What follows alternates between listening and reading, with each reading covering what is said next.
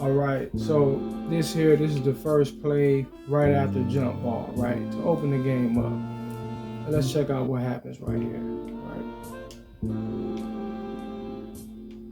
Now, right here at this moment, I should have shot this right here, right? But I didn't expect to be so open.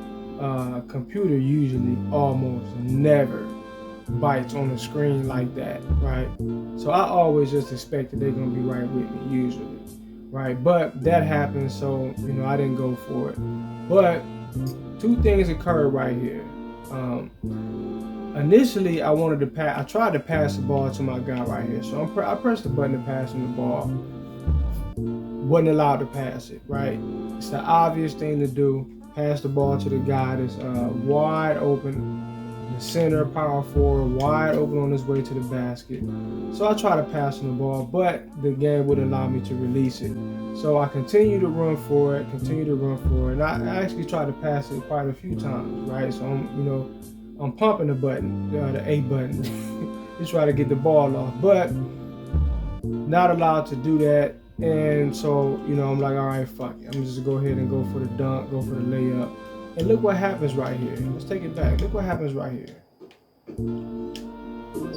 He tricks it, right? Now, there's nobody in front of him, and he tricks this dunk. Now, you might say, okay, there was some defense there, but if you have a 99 dunk, driving dunk, 99 vertical leap, right, with speed like that, athleticism like that. Now let's look at this. Look at what actually happened. Now, if you miss a dunk, it typically rims out. It'll rim out, or the ball is slip or what have you.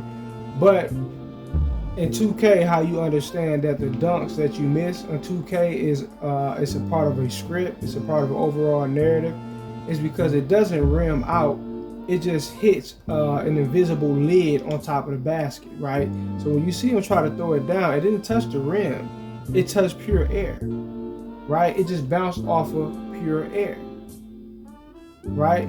If it's continuing to go in the way that it went, it's going right in.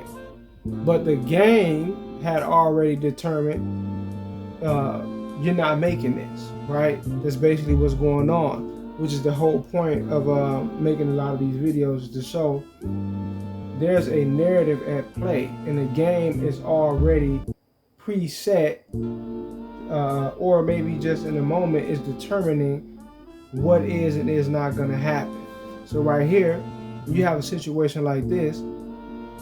This is all the algorithm. This is all the algorithm controlling whether or not I'm going to be allowed to make this dunk. It was right there. Right, he's at the rim, nobody in front of him. Is lightly contested. Whoever is contesting it is behind him, and not only that, but he's fouling them, right? But even all of that is is irrelevant to the fact that this ball did not hit the rim, didn't hit anything. It bounced off of an invisible lid on top of the rim, right? That's all that happened. Right now, let's also look at something else before I even finish this off. Now, as I'm coming around, here's how they prevent you from being able to make smooth transitions and drives to the basket, just getting around the court in general, but especially driving. The driving is broken this year in 2K22. So right here, now you see how I'm moving left, and I'm forced to kind of stop and make this awkward drive to the basket. In reality, right around here, really not even there, even before that, somewhere up in here, I had already been trying to make a slant, to the rim, right? Prior to realizing I had the easy pass, right? So the whole time I'm trying to make this slant to the basket, which is the obvious thing to do, while also simultaneously trying to get the ball off to the open man.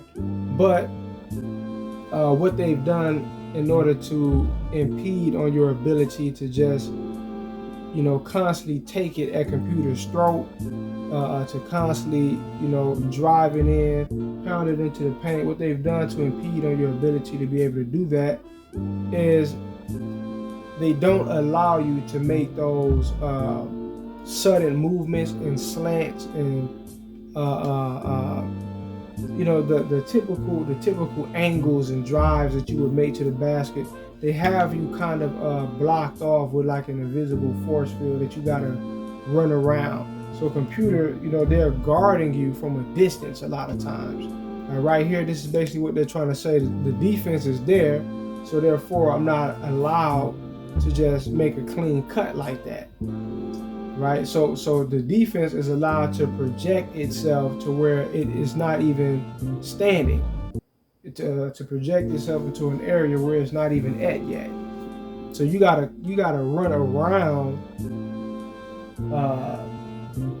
the general space that's around the defender.